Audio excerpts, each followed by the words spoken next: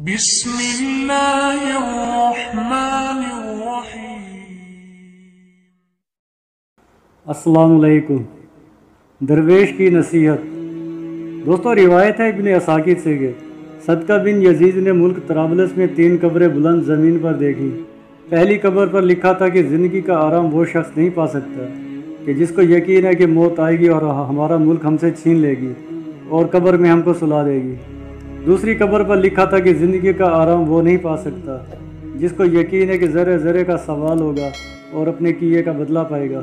تیسری قبر پر لکھا تھا کہ زندگی کا آرام وہ نہیں پا سکتا جس کو یقین ہے کہ قبر ہماری جوانی کو خاک میں ملا دے گی اور ہمارے چہرے اور تمام اعضاء کو ریزہ ریزہ کر دے گی۔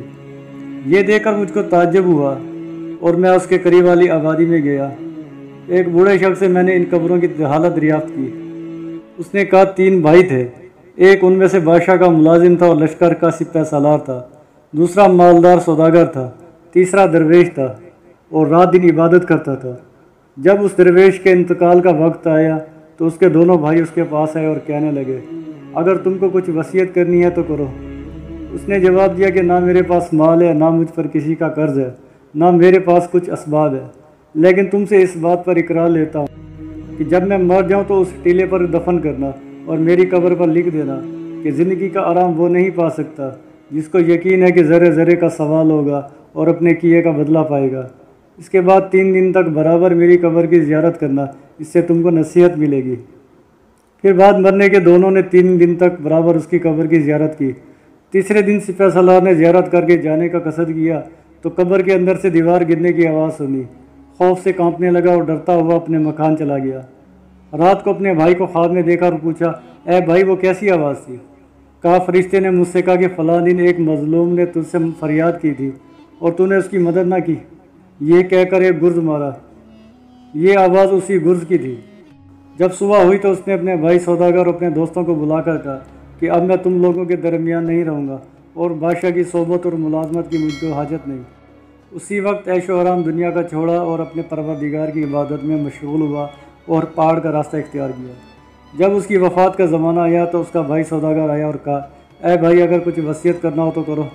اس نے جواب دیا کہ میرے پاس نہ مال ہے، نہ مجھ پر کسی کا قرض ہے، لیکن میں تم سے اقرار لیتا ہوں کہ جب میں مر جاؤں تو میرے بھائی کی قبر کے پاس مجھ کو دفن کرنا اور میری قبر پر لکھ دینا کہ زندگی کا آرام وہ نہیں پا سکتا کہ جس کو یقین ہے کہ موت آئے گی اور ہمارا ملک چھین لے گی اور ہم کو قبر میں سلا دے گی، اور 3 دن تک میری قبر کی زیارت کرنا۔ پھر جب اس نے انتقال کیا تو 3 دن تک قبر کی زیارت کی۔ جب تیسرے دن زیارت کر کے جانے کا ارادہ کیا تو قبر کے اندر سے ایک ایسی آواز سنی کہ اس کا ہوش اڑ گیا اور ڈرتا ہوا مکان پر آیا۔ رات کو خواب میں اپنے بھائی کو دیکھا اور پوچھا کہ تمہارا کیا حال ہے؟ اس نے کہا اچھا ہوں، توبہ سے میرے سب گناہ معاف ہو گئے۔ میں نے پوچھا میرا بھائی کیسا ہے؟ کہا وہ نیک لوگوں کے ساتھ بڑے درجے پر ہیں۔ پھر میں نے پوچھا کہ میرا حال کیا ہوگا؟ کہا جو جیسا عمل کرے گا ویسا بدلہ پائے گا۔ تم کو لازم ہے کہ فرصت کو غنیمت جانو اور نیک عمل کا توشہ اختیار کرو۔ جب صبح ہوئی تو اس نے بھی دنیا سے منہ پھیرا، اپنا کل مال فقراء اور مساکین کو تقسیم کیا اور اللہ تعالیٰ کی عبادت میں زندگی بسر کی۔ جب اس کے انتقال کا وقت آیا تو اس کا لڑکا آیا اور کہا، اے باپ کچھ وصیت کی ہے؟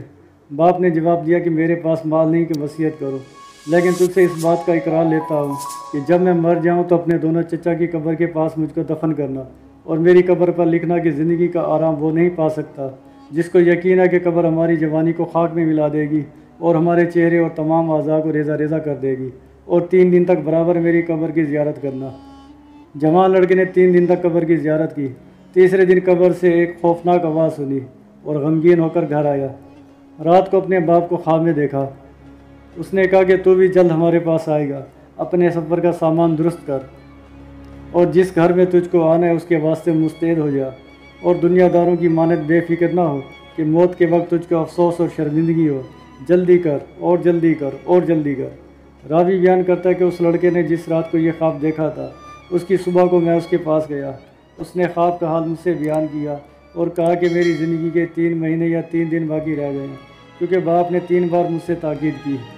تیسرے دن اس نے گھر کے لوگوں کو جمع کیا اور سب سے رخصت ہوا اور قبلہ رخ ہو کر کلمہ شہادت پڑھا اور انتقال کیا۔ انا للہ و انا الیہ راجعون۔ دنیا کی ہے مسافر، منزل تیری قبر ہے، طے کر رہا ہے جو تو 2 دن کا یہ سفر ہے۔ جگہ جی لگانے کی دنیا نہیں ہے، یہ عبرت کی جا ہے، تماشا نہیں ہے۔ وما علینا الا البلاغ المبین۔